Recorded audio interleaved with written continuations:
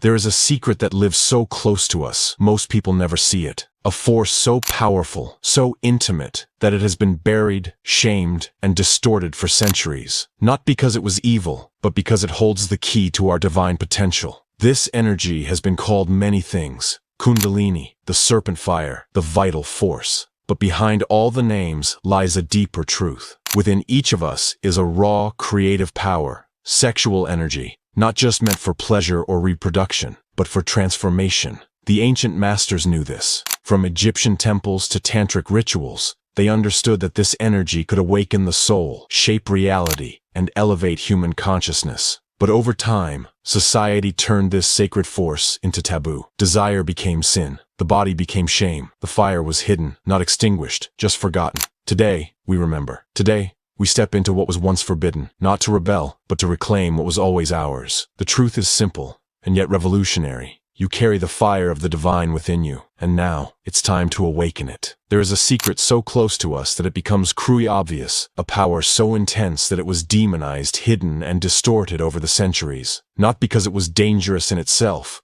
but because it brought human beings face to face with their own divinity. This power has many names: Kundalini, the serpent fire, the vital energy. But there is a specific path walked by few and concealed in the darkest corridors of spiritual traditions. Sexual alchemy. From the pyramids of Egypt to Tibetan monasteries, from Hermetic writings to Tantric treatises, an invisible thread connects masters and disciples in an ancient art. The art of transmuting raw desire into conscious creative force, capable of attracting, manifesting, and transforming reality itself. But why then has sexuality been surrounded by so much fear? Why were the temples of the body turned into territories of shame? What happens when that energy, instead of being dissipated, is channeled, elevated, and directed toward a higher purpose? Perhaps the answer to what you most desire, whether love, prosperity, fulfillment, or spiritual expansion, is not outside, but in how you deal with your own inner fire. Today, we will explore a forbidden territory, not because it is dangerous, but because it is liberating. Are you ready? Since the dawn of humanity, sexuality has been seen as both a divine and dangerous force. It's no coincidence that nearly every mythology includes stories where fire, a symbol of vital energy, desire creation, is stolen or challenged by mortals. Prometheus in Greek mythology dares to steal fire from the gods and give it to humanity. This fire was not just literal fire, but the capacity to create, to master, to transform reality. And the price: eternal punishment, chained to a rock, having his liver devoured daily by an eagle. But the myth goes beyond punishment.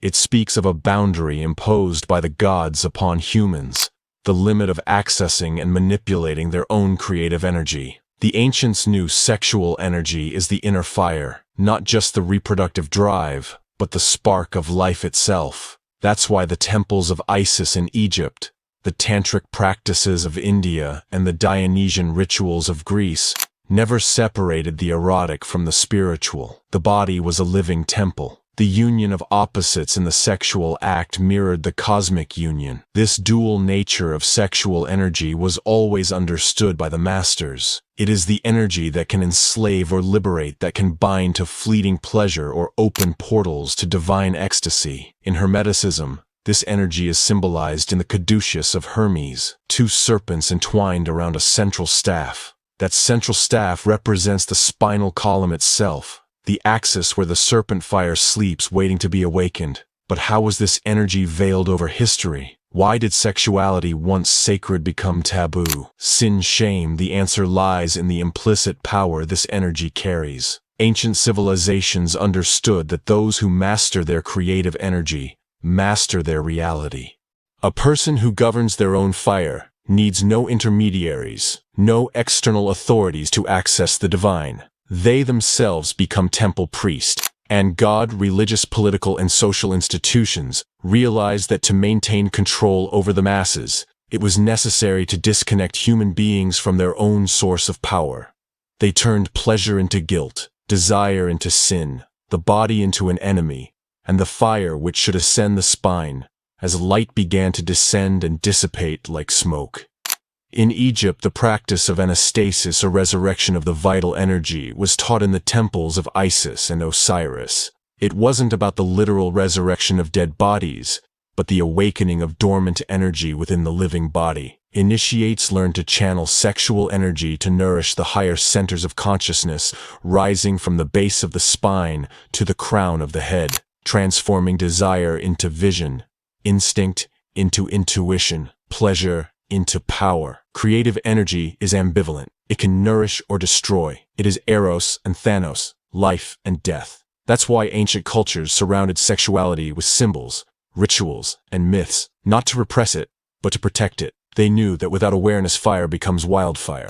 But with awareness, fire becomes light. Today in modern society, we live a deep paradox. We are sexually stimulated at every corner, yet energetically exhausted. We lost the thread that once connected desire to the sacred. We turned fire into spectacle, into product, into addiction. But the spark is still there, dormant, waiting to be awakened, not through external acts, but in the inner silence of one who dares to look within.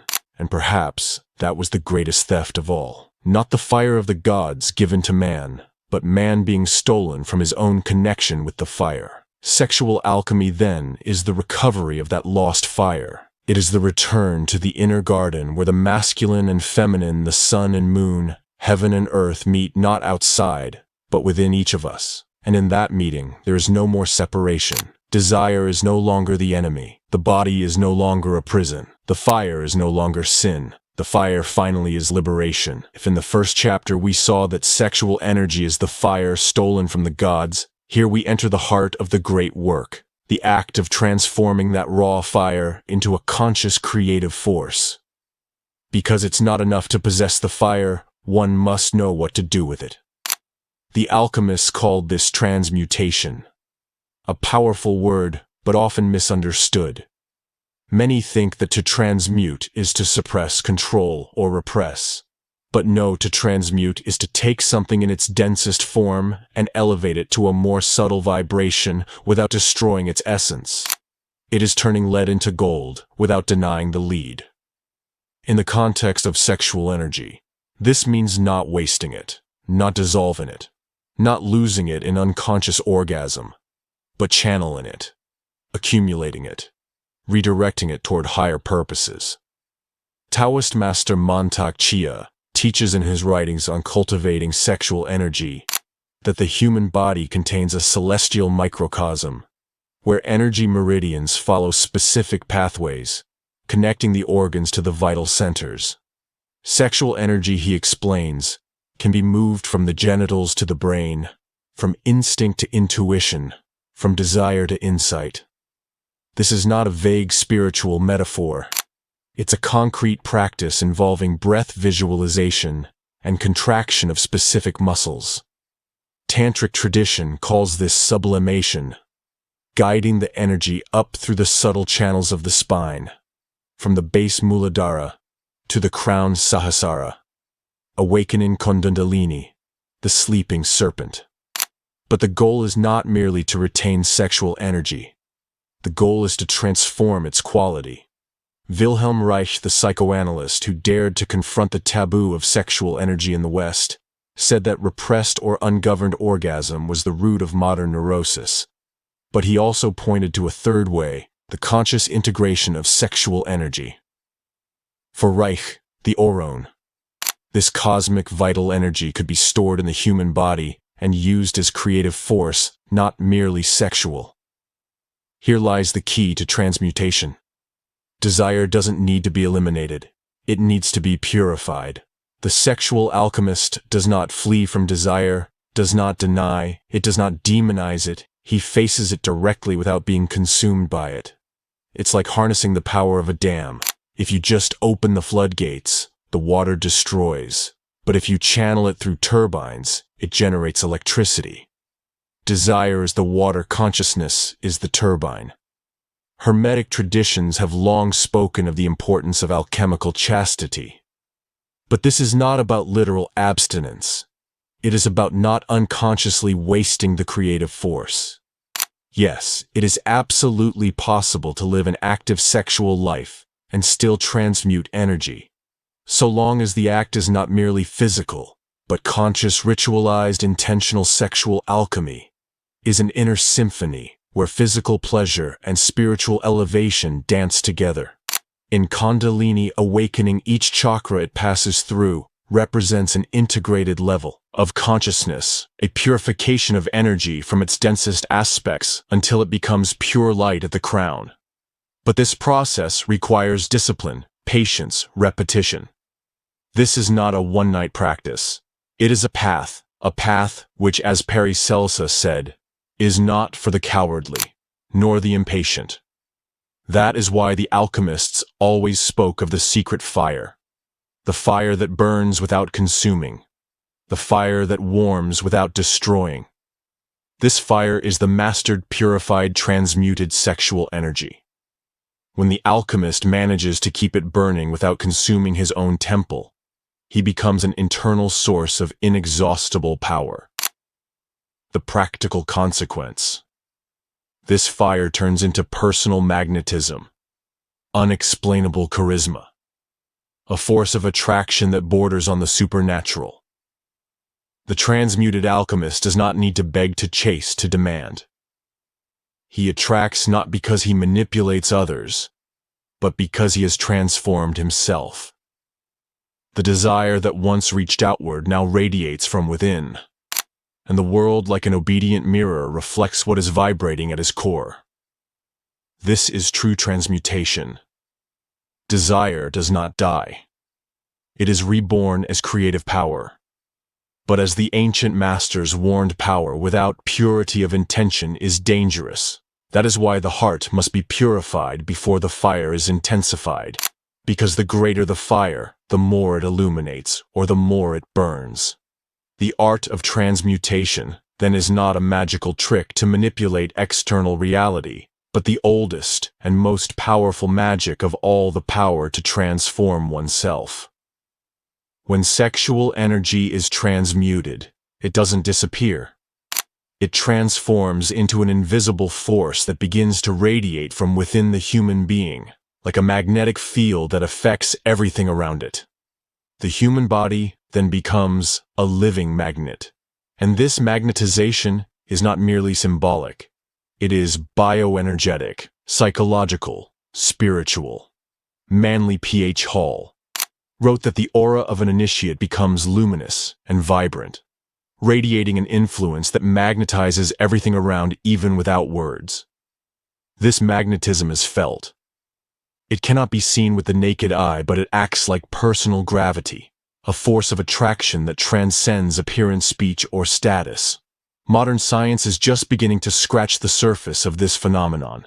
Studies in bioelectromagnetism have already shown that the human heart generates an electromagnetic field thousands of times more powerful than that of the brain. Research by the HeartMath Institute, especially the study titled "The Electricity of Touch Detection and Measurement of Cardiac Energy Exchange Between People," suggests that this field not only influences one's own body, but also interacts with the electromagnetic fields of those nearby, indicating a subtle energetic communication between individuals. But mystics go further. They affirm that sexual energy, when sublimated and elevated, amplifies this aura, this field, this invisible magnetism. It's as if the body becomes an inner sun, radiating frequencies capable of attracting situations aligned with that vibration. Taoism calls this the magnetic virtue, the natural power of attraction that arises in one who is aligned with the Tao. In Hermeticism, it is the manifestation of the astral light, the ethereal field where all thoughts, emotions, and intentions are recorded and circulate. When transmuted, sexual energy is deposited into this astral light. It begins to shape probabilities, bending the paths of reality in the direction of conscious intention. Carl Jung, in his reflections on the collective unconscious, said that eros is not just the sexual instinct, but the psychic force that connects and unites all things. This force operates silently, weaving invisible threads between people, events, and opportunities. Here lies a deep paradox. The more someone seeks externally, the more reality retreats. The more someone overflows from within, the more reality draws near. True magnetism is not an effort to attract. It is a state of being.